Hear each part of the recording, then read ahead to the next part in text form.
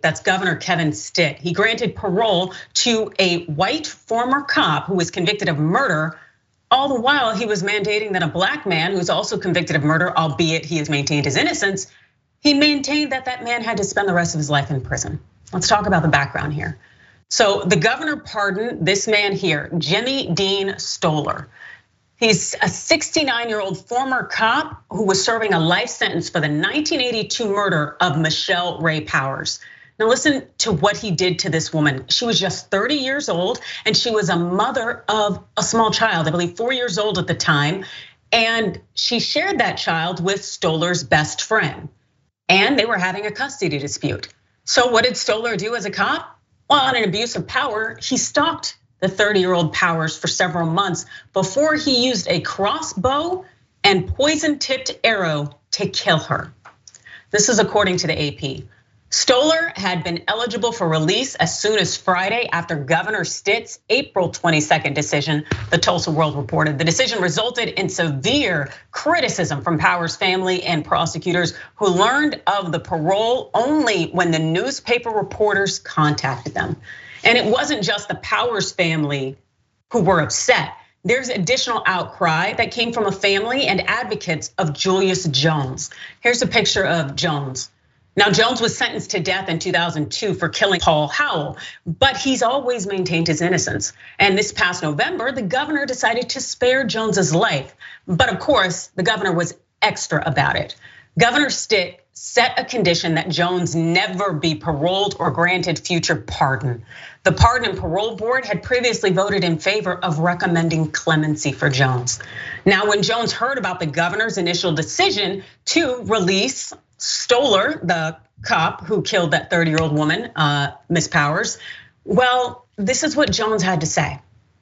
I don't have a problem with someone being released from prison, especially if they've changed, and I hope that's the case. But I hope people will also see that someone guilty of a truly heinous crime and who was a police officer charged with protecting the public is getting out, while I continue to be caged within. I am actually innocent. Twice I received a recommendation from the board for life with the possibility of parole, but yet still I sit here suffering under a new death sentence. This ain't right. No, it's not right. And also, thank God there are people out there who had something to say about it, because following that outcry, the governor changed his tune just yesterday. In a letter dated Thursday, Stitt's general counsel, Trevor Pemberton, said the governor reconsidered his parole decision after receiving material from the Tulsa County District Attorney's office that was not previously available to his office. Okay, so that's cute. So the governor says, well, we got new information here.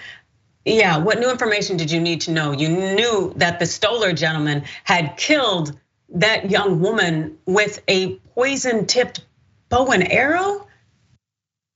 It's like, get out of here. He was also a cop. How low is the bar for this individual? Is it something different here when you have a man who has been recommended twice by the board for life with parole, but you give it to this white former cop who decided to murder his best friend's baby mama? Come on, Kyla.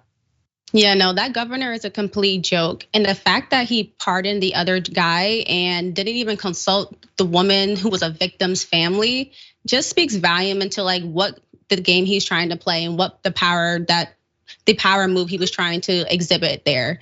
And it's just like, the racial bias that's in there, the like me bias, it really confuses me. This guy was very malicious, abused his power. He's supposed to be a public servant and killed a woman who was a mother, a daughter to some, a friend to many probably. And it's just, totally disgusting abuse of his power. And the racial bias is clear as day. And I'm glad that public outcry was enough to move him, but it's just, again, despicable that it had to be all of that for him to make the right decision. Exactly, without question. He had been sitting there, Julius Jones had been sitting there in prison where he has been a high profile death penalty inmate because he's maintained his innocence and that there are questions about his case. Yet the governor here decides, let me go ahead and hook up and help out this white man who planned this murder and was a cop at the time and was supposed to be enforcing the law. It really shows you how broken our system is.